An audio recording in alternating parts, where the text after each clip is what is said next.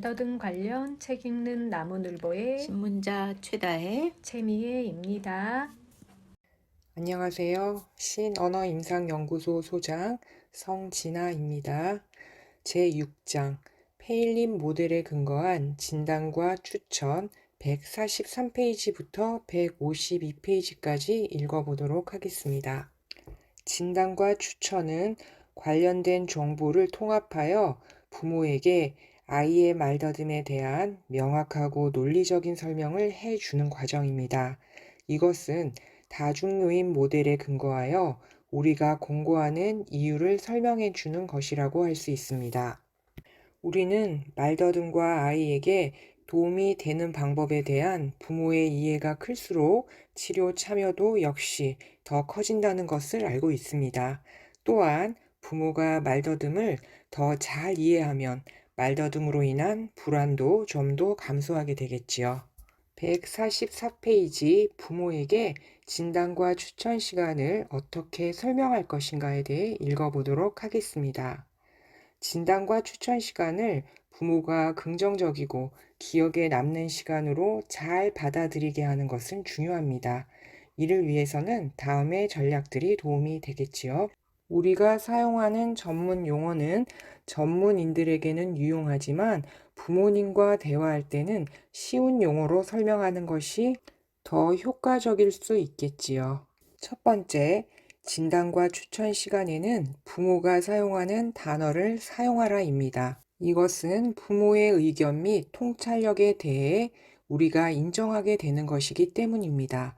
그리고 부모가 사용하는 단어를 쓰면서 더 명확하게 부모와 소통할 수 있기 때문입니다.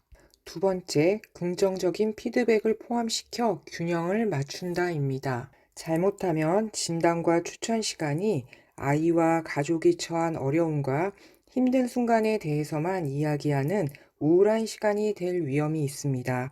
따라서 우리는 아동과 가족에 대한 솔직하면서도 긍정적인 피드백을 줄 필요가 있겠지요. 예를 들면 어머님께서는 아이에게 신경을 많이 써주셨네요. 또는 아이가 잘 잘 수 있도록 잠자기 습관을 잘 만드신 것 같은데요. 이것은 아이의 유창성에도 도움이 됩니다. 라고 말씀드릴 수 있겠지요. 세 번째, 설명을 부모가 잘 알아듣고 있는지 확인하라. 부모의 표정이나 제스처는 우리의 설명을 이해하고 있는지 아니면 부연 설명이 필요한지를 알려줍니다. 따라서 수시로 다음과 같이 부모의 이해를 확인하는 것이 좋겠지요. 제가 한 말이 맞나요? 이런 말이 이해되시나요? 더 자세한 설명을 필요로 하시나요? 라고 여쭤볼 수 있겠습니다. 네 번째, 부모가 질문하도록 격려하라. 부모님께 우리가 한 말을 이해하지 못하거나 동의하지 못한다면 바로 알려달라고 요청하고 부모가 정확하게 이해하지 못했다면 편하게 질문하셔도 괜찮다고 말씀드립니다.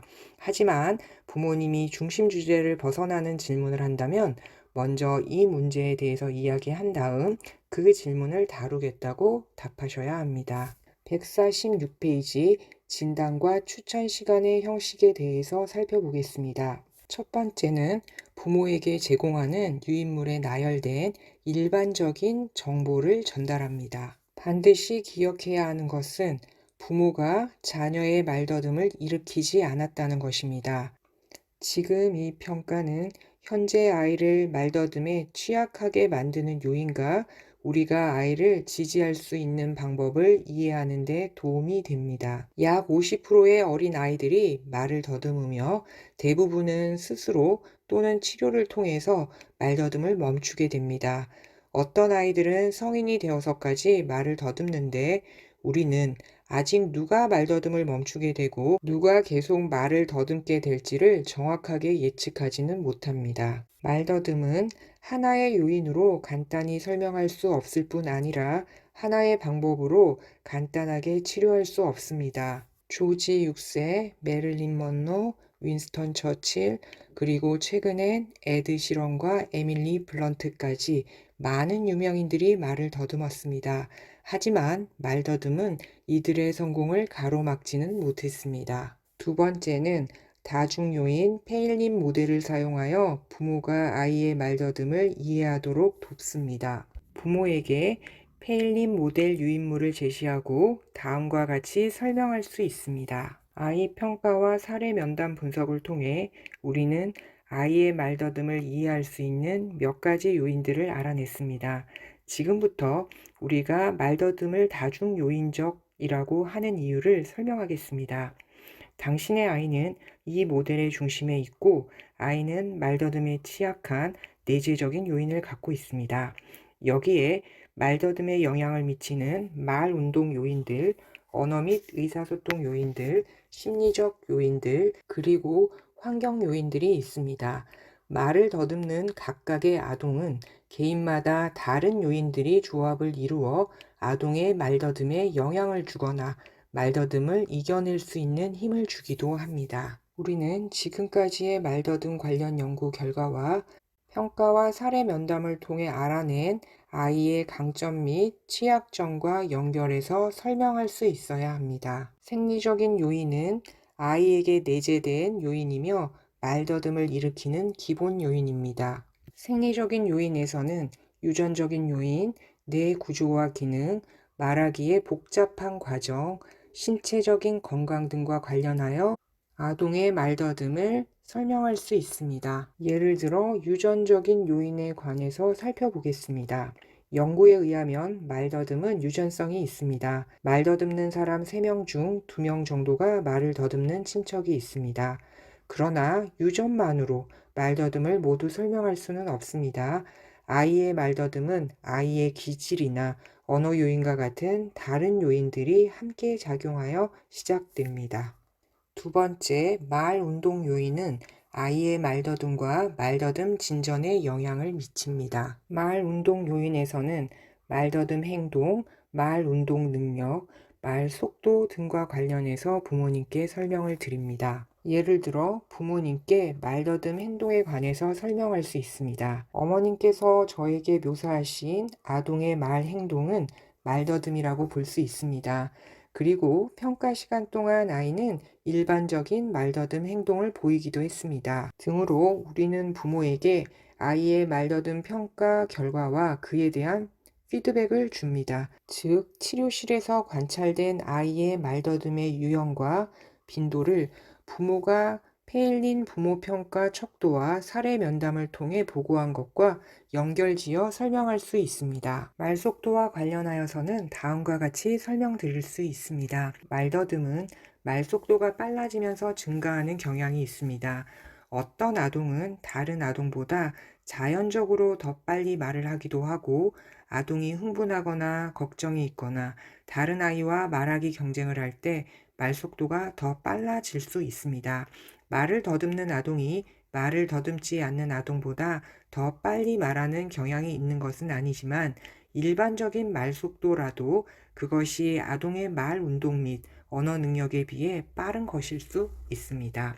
우리는 부모가 보고한 아이의 말 속도와 아동 평가 시간 동안 관찰된 아이의 말 속도를 비교하고 그것이 아이의 말더듬에 영향을 미쳤는지 연결해서 부모님께 설명할 수 있습니다. 세 번째는 언어 및 의사소통 요인입니다. 아이의 말더듬과 말 언어 발달 간에는 밀접한 관계가 있는 것으로 보입니다. 아동은 일반적으로 만 2세에서 4세 사이에 말을 더듬기 시작하며 특히 아이의 말 언어 및 운동 발달이 유의미한 변화를 겪을 때, 예를 들어 어휘가 발달하거나 문장 만들기 위해 단어를 조합하기 시작하거나 더 길고 복잡한 단어나 문장을 산출하기 시작할 때 말더듬이 나타납니다. 네 번째는 심리적 요인입니다. 많은 사람이 말더듬이 심리적 문제나 불안, 그리고 걱정이 많아서 생긴다고 생각합니다. 하지만 우리가 연구를 통해 알고 있는 바는 사람들의 이러한 생각이 맞지 않다는 것입니다. 심리적 요인에는 아동의 성격이나 말더듬에 대한 아동의 반응 등을 들 수 있습니다. 예를 들어 성격과 말더듬에 대해서 어머님께 설명드릴 수 있습니다. 말을 더듬는 아동은 각각 다른 성격을 가지고 있고 말더듬에 대해 모두 다르게 반응하고 또 극복하는 모습을 보여줍니다.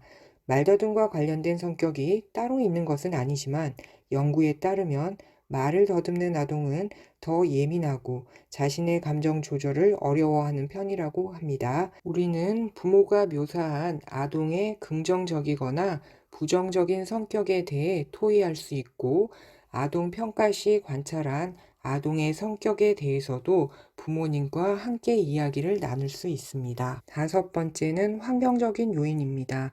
환경 요인은 생리, 말 운동적, 의사소통 및 언어적, 그리고 심리학적 요인과 상호작용합니다. 아이의 가정과 학교 환경이 아이와 아이의 말더듬에 어떤 영향을 미치는지 생각하는 것은 중요합니다.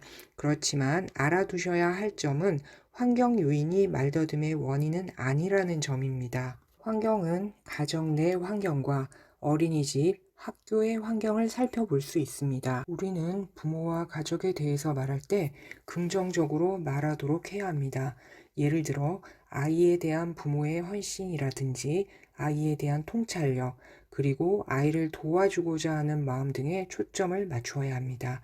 그리고 가정, 일상 생활의 속도나 말하기 위한 경쟁과 같은 관련 주제에 대해서도 말해보아야 합니다. 아이의 자신감과 감정, 그리고 행동을 지지하는 부모의 말더듬에 대한 열린 태도, 반응에 대해서도 언급해 주어야 합니다. 또한 우리는 부모와 함께 아이가 어린이집 또는 학교에서 자신의 말더듬을 어떻게 극복하고 있는지, 아이가 겪고 있는 긍정적이거나 부정적인 반응에 대해서도 논의해 보아야 합니다. 이에 대해 어느 정도 이야기를 해야 할지는 가족에게 중요한 것이 무엇인지, 그리고 어느 정도의 시간을 사용할 수 있는지에 따라 결정하면 됩니다.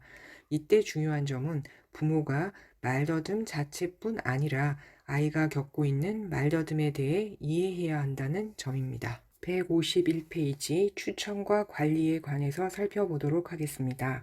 진단과 추천 시간에 치료가 추천되는 근거를 설명해야 합니다. 아이의 말더듬에 관련된 요인들은 또한 치료 시 다루어야 할 분야가 될 수 있습니다. 각 아동은 개별 맞춤 치료를 받게 되는데, 치료는 상호작용 전략과 가족 전략으로 이루어지며 필요하면 아동 전략이나 다른 전략을 추가할 수 있습니다. 쉬운 말로 부모에게 설명하여 부모가 자신의 역할과 책임을 이해하도록 할 수 있습니다. 예를 들면 부모님께 이렇게 말씀드릴 수 있습니다. 오늘 논의한 점들을 바탕으로 페일린 부모-아동 상호작용 치료를 진행하려고 합니다. 앞으로 부모와 아이가 함께 매주 한 번씩 총 6주간 치료실을 방문해야 합니다. 각 치료 회기는 1시간 정도 소요될 것입니다.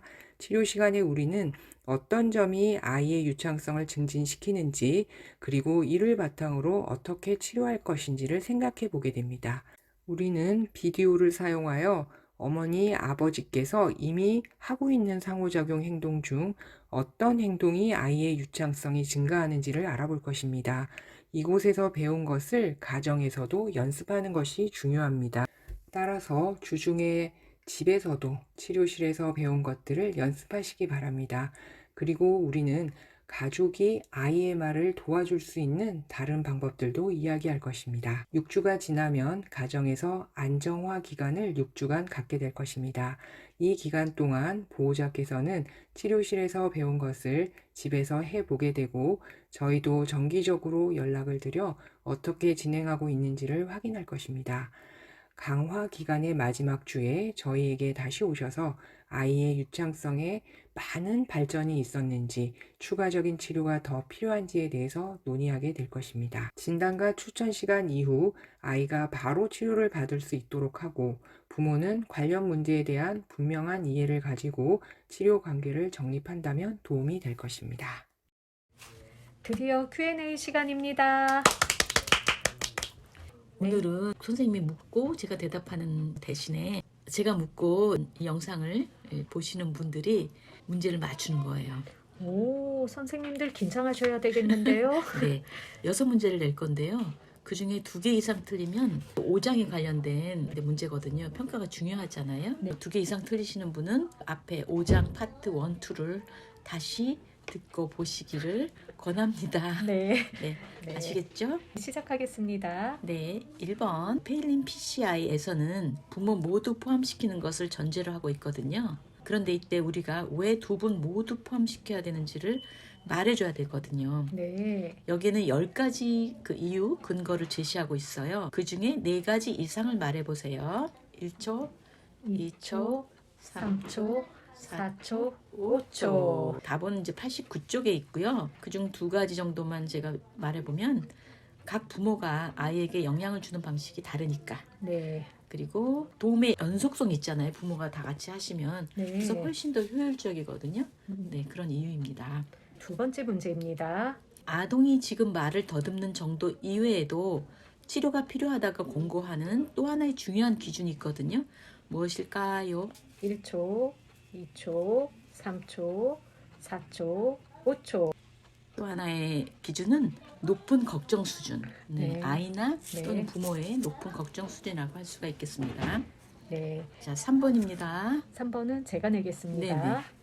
이것도 비슷한 질문이긴 한데요. 선별검사는 다음에 2가지 결정적인 질문에 답을 하는 과정이라고 할 수 있습니다. 2가지는 무엇일까요? 1초, 2초, 3초, 4초, 네. 5초. 첫 번째는요. 아이가 말을 더듬는가? 그리고 두 번째는요. 말더듬이 아이나 부모에게 영향을 미치고 있는가를 보셔야 합니다. 맞아요. 바로 그 2가지가 네. 선별검사에 답을 하는 과정이라고 할 수가 있겠습니다. 네 번째 문제입니다. 네. 아동 말더듬이 정식 평가를 하지 않아도 된다고 결정되면 우리가 모니터링을 하도록 권고되거든요. 네. 이때 3개월, 6개월, 1년 대체로 이러한 텀으로 면담을 하게 됩니다. 그런데 어떤 행동이 관찰될 때 네. 지체 없이 바로 치료사에게 연락을 하도록 권고되나요? 자, 1초, 2초, 3초, 4초, 5초. 대표님, 이 중에 답을 좀 말씀해 주실 수 있을까요?